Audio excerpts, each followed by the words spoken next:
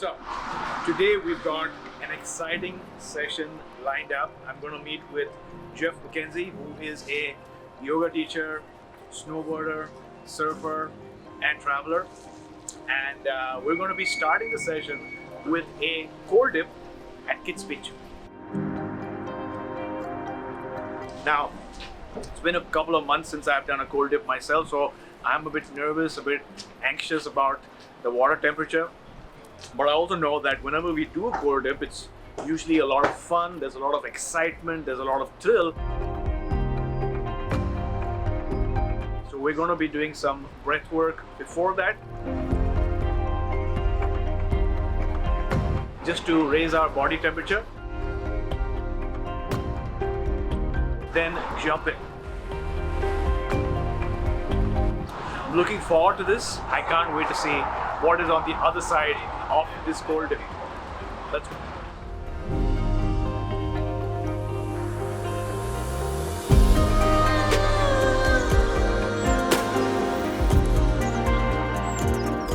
We're here at Kids Beach and I'm with Geoff over here.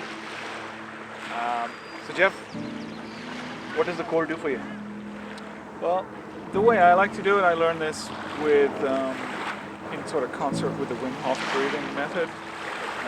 So how I usually do it is like 2 or 3 rounds of breathing, and then after the breathing, feeling very present in the body, just walk into the water slowly.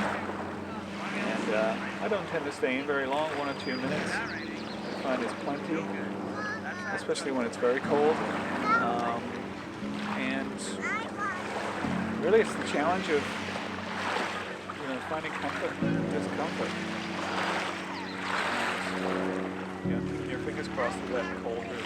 For me, the cold is, like you pointed out, a lot about resilience, because I think irrespective of how long you've been doing cold dips for, before you go in, there's always this, maybe some nervousness, a little bit of fear inside about. There's always a slight unwillingness, right? Unwillingness. Yeah. Really? Again? Yeah.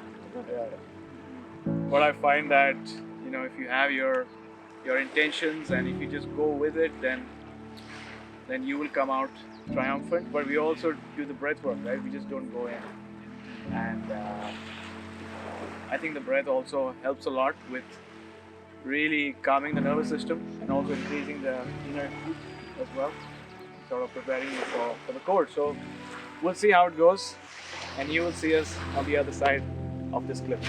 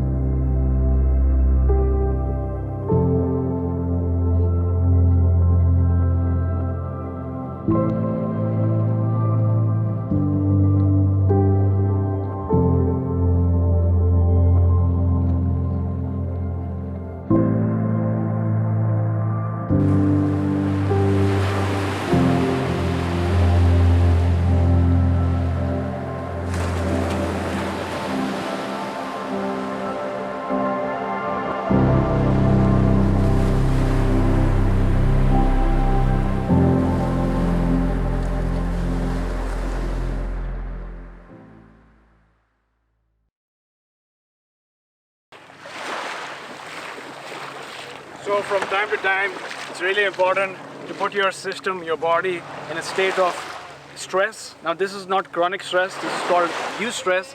And this good stress is how your body copes up with the challenges and difficulties that we come across in daily life. And the cold is one of the best ways, the best examples to boost your immune system, improve circulation, clear out all the lymphatic drainage, but also make you a more resilient human being overall. Because every time you go in, when you come out, you're a changed human being.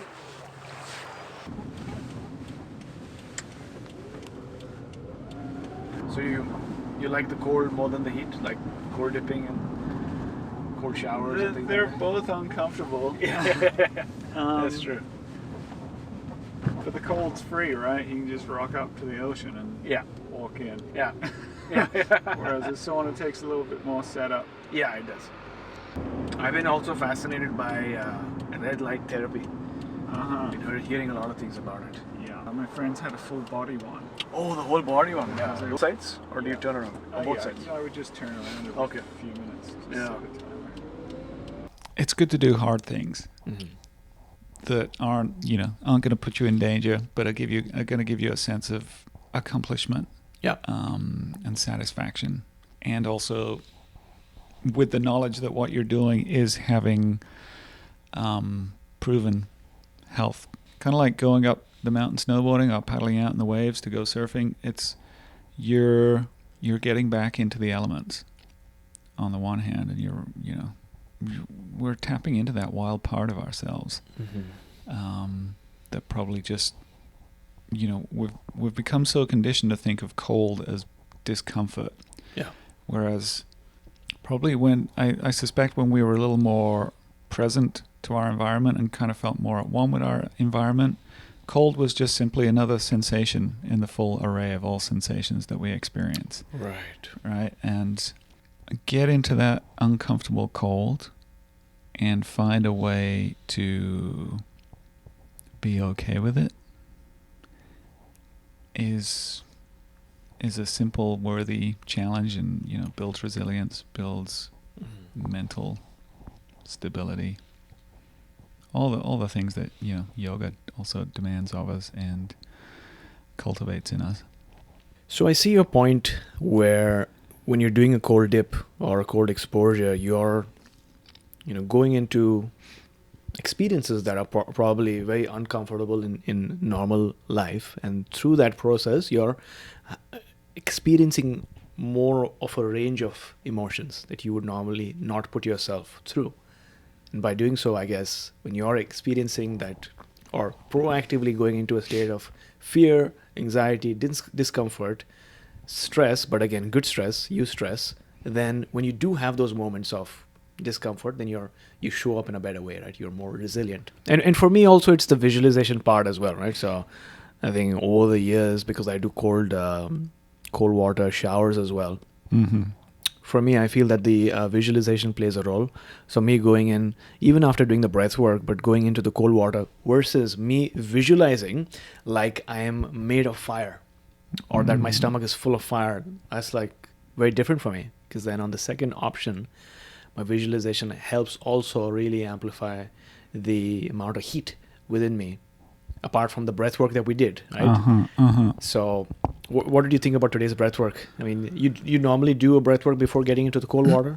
Usually, yeah. Yeah, and I do that particular practice most days anyway. Yeah. I usually go kind of more at my own pace and hold it a little longer, but it's also good to go at someone else's or at a recorded pace sometimes too, just to let go of expectations.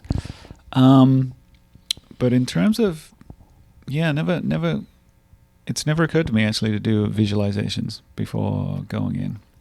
Right. I kind of just more work with the breath and determination, I suppose. Right. Yeah. I mean, I, through my own personal introspection, contemplation, meditation, adopted an archetype for me. And as you know, archetypes are so powerful, right? To sort of step into so that you can embody that personality, that essence. And one of my archetypes is Agni, the god of fire. And so for me, I find that very, very, and I'm practicing it more, right? Because just if you have an archetype is not as good as practicing it each and every day and then embodying it, so to speak. And so for me, especially in the cold, I embody that, and it has helped me so far. So if you've not done it too much, then I would invite you to try it out and let me see how that goes. But All right, so here we are at the end of our recording session. We had a cold dip in the morning, and the more that I do it, it just speaks to me about the importance and emphasis and power of cold exposure. It's like any challenge, any difficulty in life. I'm always scared, I'm always anxious at the beginning of it. But when I commit to it, when I set the intention, and if I go all in, I realize that I come out of it triumphant. And that was just like today's session with Geoff, because I can do a cold exposure myself, but if I do it together, it has that bonding, that brotherhood, that camaraderie, which makes all the difference. So I'm committed to doing more such events, more cold exposure in the future, and also breath work, right? Because it emphasizes the importance of breath work.